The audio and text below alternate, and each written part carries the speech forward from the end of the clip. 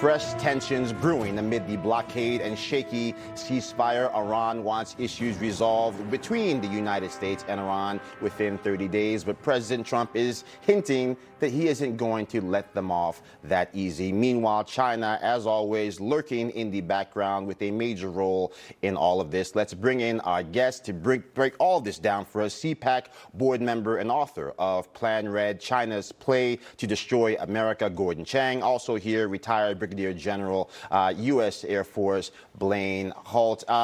Well, look, Blaine, always good to see you, my friend. I feel like it's Groundhog Day when the three of us get together here on the global stage. Look, President Trump clearly saying it's possible he is willing to restart those strikes on Iran if they don't play nice. Take a listen. If they misbehave, if they do something bad, but right now, we'll see. But, you know, it's a possibility that could happen, certainly. Now, the president is reviewing Iran's latest 14-point proposal. Do you believe that these strikes will continue?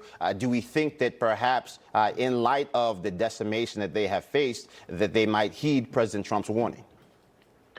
You know, I'd be very surprised, Joe, if the strikes did not continue, because you have a regime that is in tatters, it's fighting itself, and that's really what President Trump's doing, is let them take each other out as much as they can right now. They're broke, destitute, trying to make a case to the Iranian people that they're very much still in control. So time is on the president's side.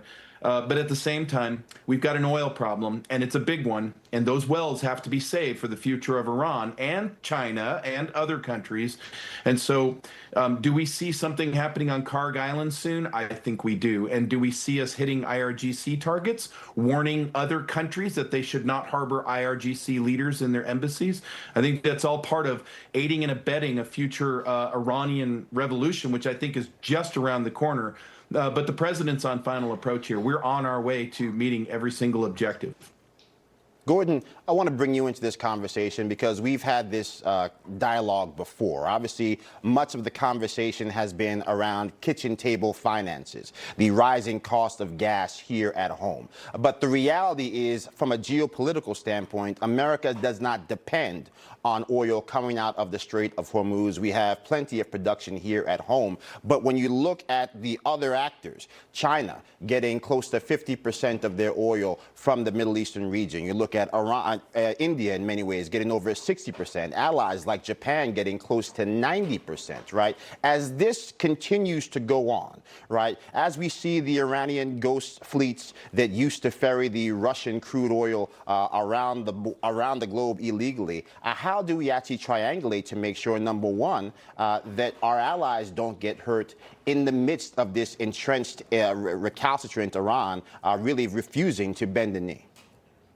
It's going to be difficult for Japan, South Korea, Taiwan not to get hurt from this, because as a paramount interest of the United States and the international community, we need to end Iran's nuclear weapons program, and we need to take away their ballistic missiles, some of them which may be able to reach the United States, despite what the U.S. intelligence community thinks.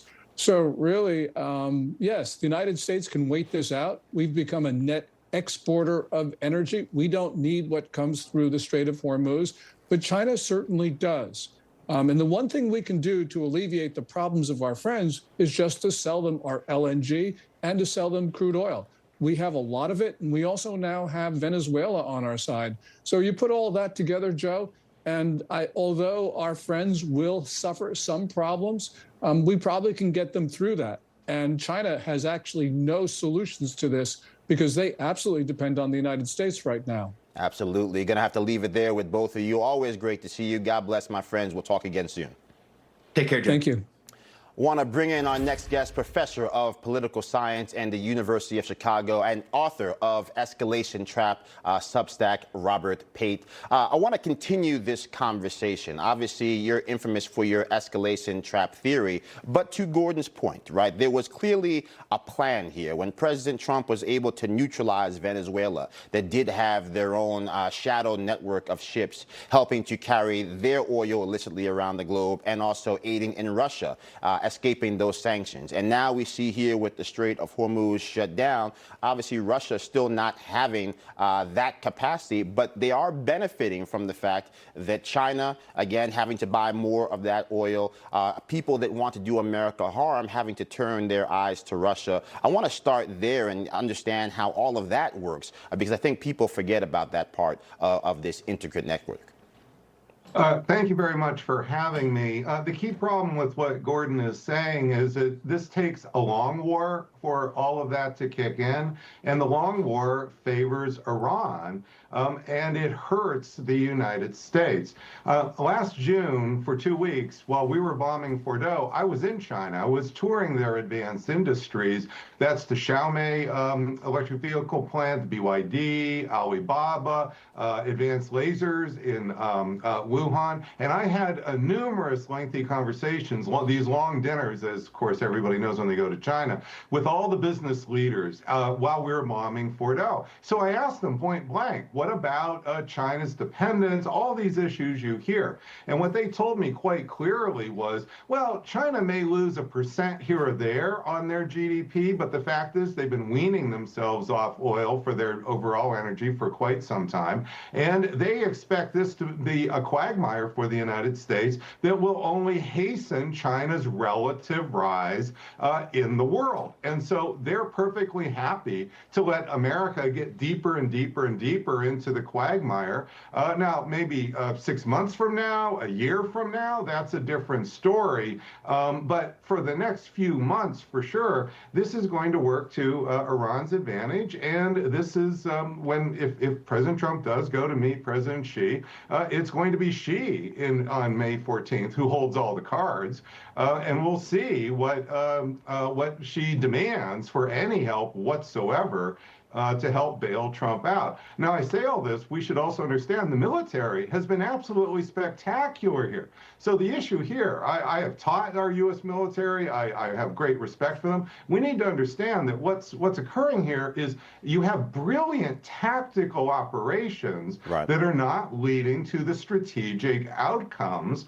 And this is now the prices is coming the chickens are coming to roost. Well, yeah, I think we've got two dueling interests here, right? I think the pain threshold that the Russian people are willing to accept or the Chinese people are willing to accept, very different from the economic pain that the American people are used to tolerating. Having said that, again, what is the price of making sure that Iran is not a nuclear power? I think many people... Well, President Trump is on a fork in the road, sir, Joe. So, Joe, you're quite right. He is saying he doesn't want Iran to become a nuclear power. Well, Russia's not going to bail him out on that. China's not going to bail him out on that. True. Pakistan's not going to bail him out. The only way that's going to happen, if it could happen at all, is with major U.S. military operations. That's the escalation trap. And my 20 years of modeling this says there's really no other choice for President Trump. And he's looked for every other possible choice.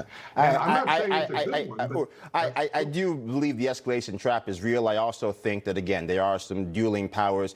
China is double-barrel, triple-barreling when it comes to energy production, but certainly they still have a Strait of Malacca problem. They still do have, currently, today, a large level of dependence on that Middle Eastern oil. And, of course, again, Russia trying to backstop them. But we have to leave it there. Unfortunately, Professor could do this for a very long time.